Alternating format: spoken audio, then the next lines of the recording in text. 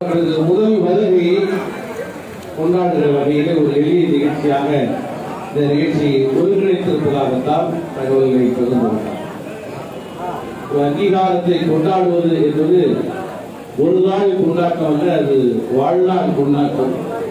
ஒரு மாபெரும் கொண்டாட்டமாக அருமை தோழர் சேகுவார் அவர்களும் நண்பர் பாலசிங்கம் அவர்களும் குறிப்பிட்டதை போல ஒரு நீண்ட நெடிய கொண்டாட்டமாக அடுத்த கட்ட இலக்கை நோக்கிய தயாரிப்புக்கான பணியாக அமைய வேண்டும். ஆக அந்த அடிப்படையில இந்த நிகழ்வை மிக சிறப்பான வகையிலே ஒருங்கிணைத்திருக்கிற தலைமை நிலையத்திலிருந்து பாடாற்றி கொண்டிருக்கிற அருமை பொறுப்பாளர்கள், மரியாதைக்குரிய முதன்மை செயலாளர் சகோதரர் ஏசி பாவரசு, இன்றைய துணை பொதுச் செயலாளர்கள், தலைமை நிலைய செயலாளர் அருமை தோழர் பாலசிங்கம் அவர்கள், சேகுவாரா, தகடூர் தமிழ்ச்செல்வன், மரியாதைக்குரிய தோழர் வன்னியரசு, மேடையிலே அமர்ந்திருக்கிற சக சட்டமன்ற உறுப்பினர்கள், மரியாதைக்குரிய தோழர் பனையூர் பாபு, அருமை தோழர் ஆளூர் ஷானவாஸ், அருமை தோழர் செந்தில், அருமை தோழர் பாலாஜி அவர்கள், அருமை தோழர் ஆதவ் அர்ஜுன் அவர்கள் உள்ளிட்ட அனைவரையும் இந்த தருணத்தில் நான் பணிவோடு வணங்குகிறேன். பாவல் போன்றவர்கள் இங்கே அமர்ந்திருக்கிறார்கள். பலரும் இங்கே விடுதலை செய்ய இந்த தொகுதியினுடைய பொறுப்பை ஏற்று பணியாற்றிய தோழர்கள், உடன் இருக்கிற நண்பர்கள் எல்லோரும் வந்திருக்கிறார்கள். எல்லோருடைய பெயரையும் சொல்வதற்கான ஒரு தருணமாக இதை கருத வேண்டாம். உங்கள் அனைவரையும் நான் பணிவோடு வணங்குகிறேன். அருமை உறவுகளை, இந்த கனமான தருணத்தில் ஒன்றை நாம் சொல்ல வேண்டியது கடமை. எவ்வளவோ நெருக்கடிகளை, சோதனைகளை,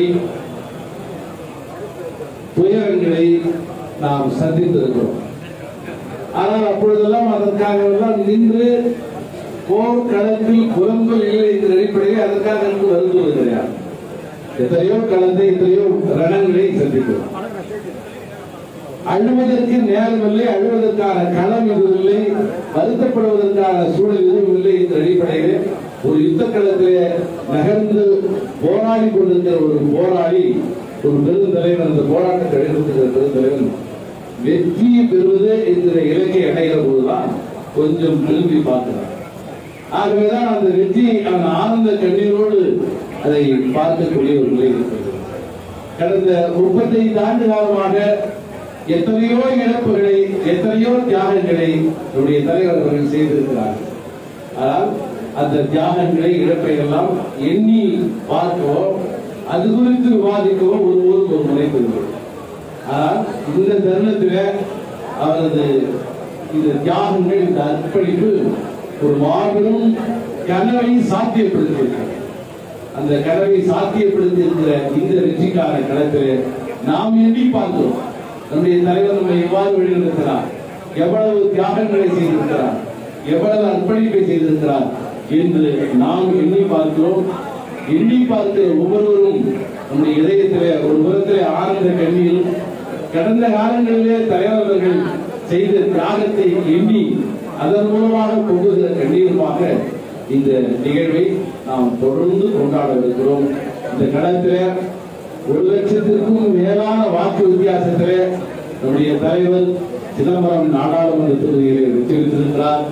அந்த வெற்றிக்கு பணியாற்றிய அவ்வளவு பேரையும் நான் மனதார பாராட்டுகிறேன். யார் காலிலும் விடுவது விடுதலை சிறுத்தைகளில் வரவில்லை. ஆனால் விடுதலை சிறுத்தைகளாய் களத்தில் இருக்கிற உங்களது திருவடிகளை ஒரு முறை நான் தொடர்கிறேன். உங்களுக்கு என்னுடைய மனம் நிறைந்த நன்றியை உங்கள் பாதங்களில் நான் வைக்க கடமைப்பட்டிருக்கிறேன். அதை போலவே விழுப்புரத்திலே நம்முடைய மரியாதைக்குரிய பொதுச் செயலாளர், நாடாளுமன்ற உறுப்பினர் இந்த 70,000க்கும் மேற்பட்ட வாக்கு வித்தியாசத்திலே வெற்றி பெற்றிருக்கிறார். தலைவர் எந்த எல்லையை பெற்றிருக்கிறாரோ அந்த எல்லையை மற்றவர்கள் தொட முடியாது. தலைவர் மாத்திரமே இந்த கட்சியில் அங்கீகரிக்கப்பட்டிருக்கிறார். இவர்கள் அமைப்பாக திரண்டிருந்தால் தலைவர் அடையாளம் காட்டுகிற ஒவ்வொரு வேட்பாளரும் அதில் சரிபாதியாவது திருவார் என்றெல்லாம் கடந்த காலங்களில் விமர்சனம் வந்திருக்கிறது. ஆனால் தலைவரால் அடையாளப்படுத்துகிற அத்தனை பேரையும் நாம் அமைப்பாய் திரண்டிருந்தால் இன்று வெற்றி பெற வைத்திருக்கிறோம். இந்த அடிப்படையில் காலம் தந்த கருத்தியல் ஆளுமை மரியாதைக்குரிய தோழர் ரவிக்குமார் அவர்கள் மிகப்பெரிய வாரியான வாக்கு வித்தியாசத்தில் வெற்றி பெற்றிருக்கிறார்.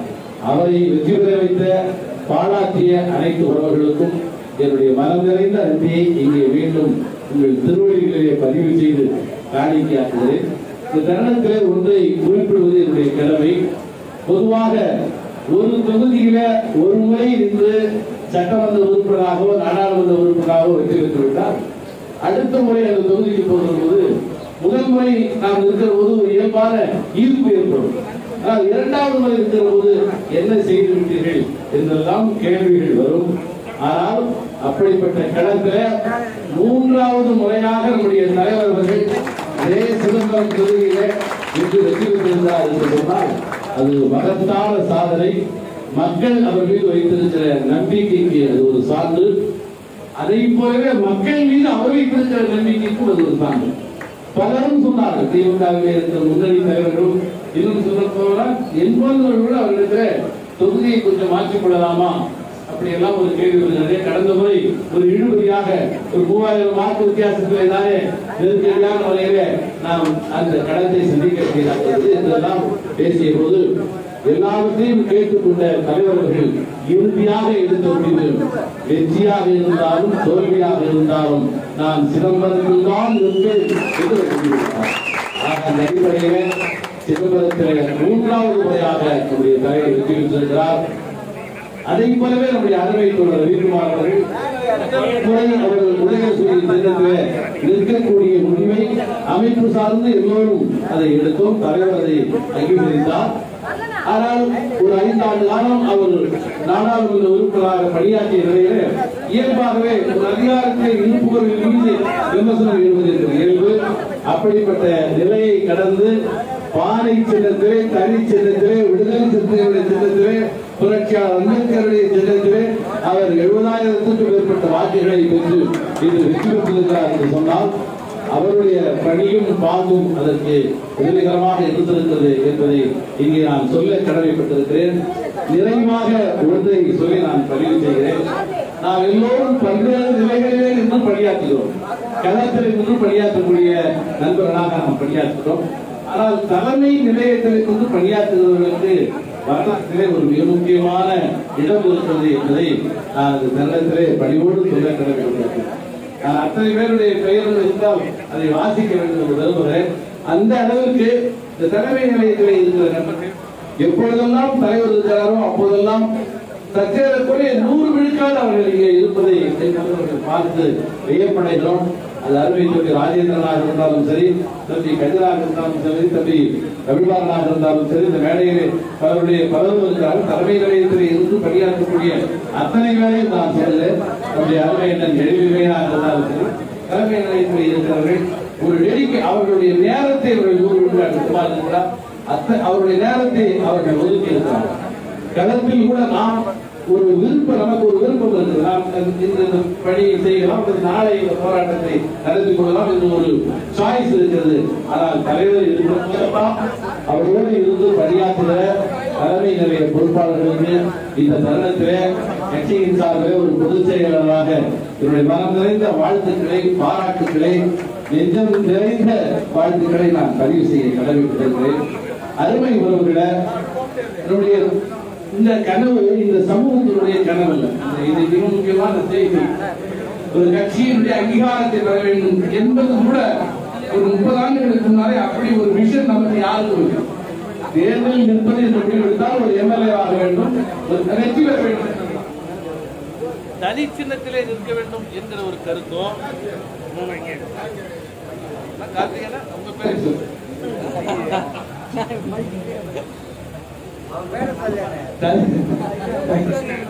தனி சின்னத்திலே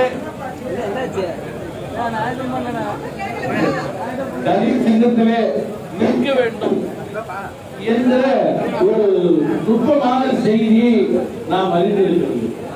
முதல் முறையாக போராட்ட களத்திலே வாழ்வை போராட்டத்திலே ஒப்படைக்கப்பட்ட அடிப்படையில் நம் எல்லோரையும் ஒரு போராளிக்குரிய பாங்கோடு வழிநடத்திய தலைவர் அவசியமானால் ஒரு ஆயுதம் தாங்கிய போராட்டத்திற்கு நாம் தயாராக இருக்க வேண்டும். நான் பேசும்போது இடைவரும்போது அது மாதிரி லைன் பேசினா தலைவர் பேசும்போது இப்பவே சரி இருக்க நல்லது. ஒரு தனி சிறப்பு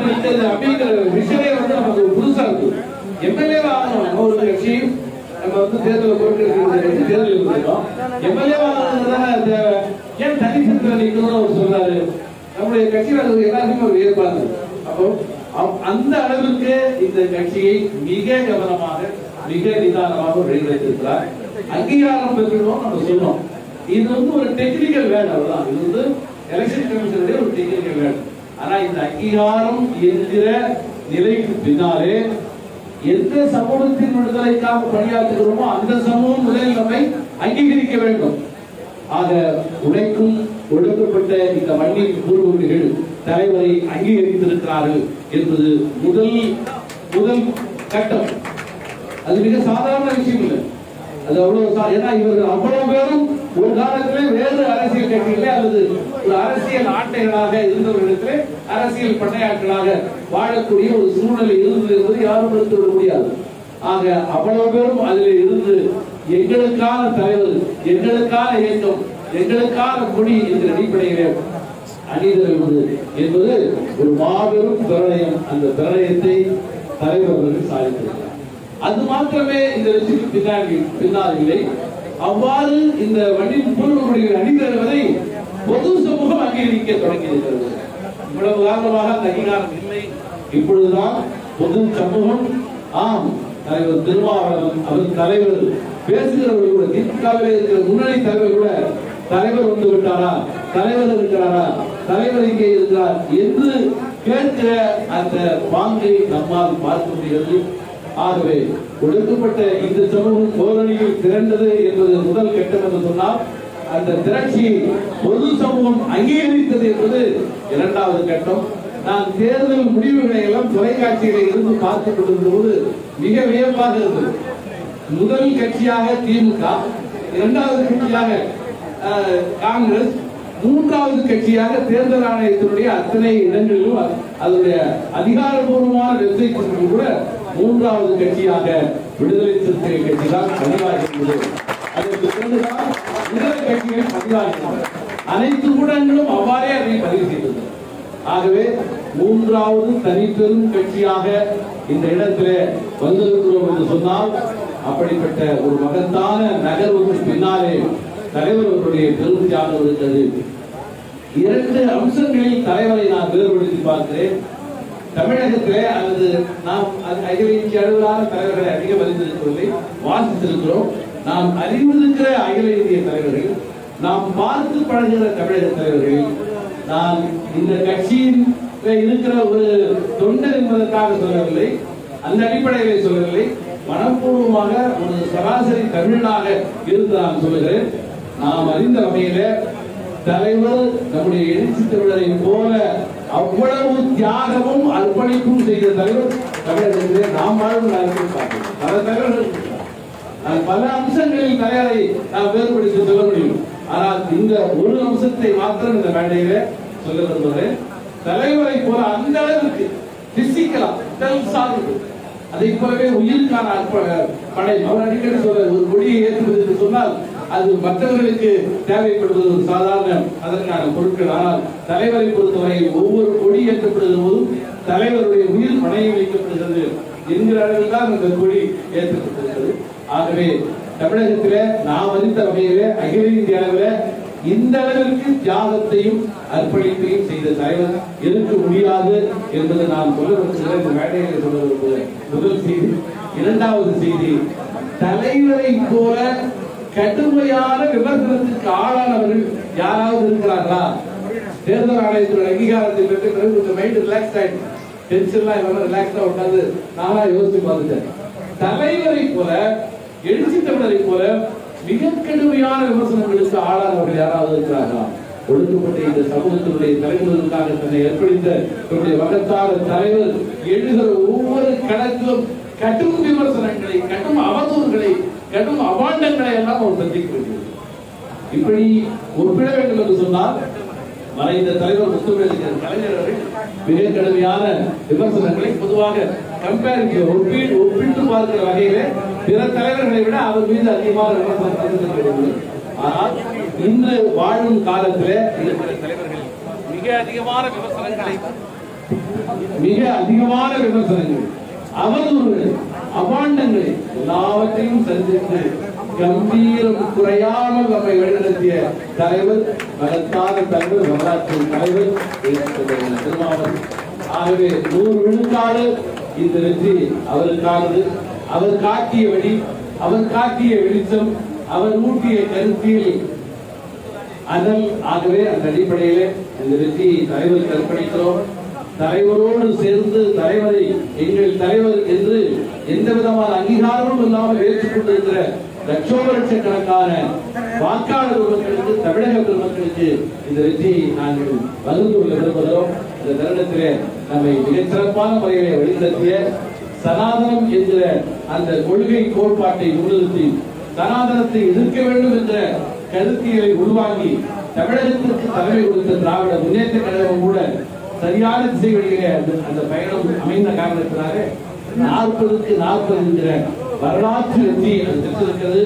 ஆகவே உண்மையிலேயே பாஜகவிற்கு எதிரான களமாக இன்று வலுவாக தன்னை நிலைநிறுத்தி அதிலே 100 விழுக்காடு வெற்றியை பெற்றிருக்கிற களமாக தமிழ்நாடு தலைமை கொண்டிருக்கிறது என்று சொன்னால் திராவிட முன்னேற்ற கழகத்தினுடைய கருத்தியல் பங்களிப்பும் தோழமை கட்சிகளுடைய கருத்தியல் பங்களிப்பும் மகத்தானது. இந்த கருத்தியல் பங்களிப்புக்கெல்லாம் தலைவர் போட்ட சனாதன எதிர்ப்பு என்கிற அந்த வினை அடிப்படையானது.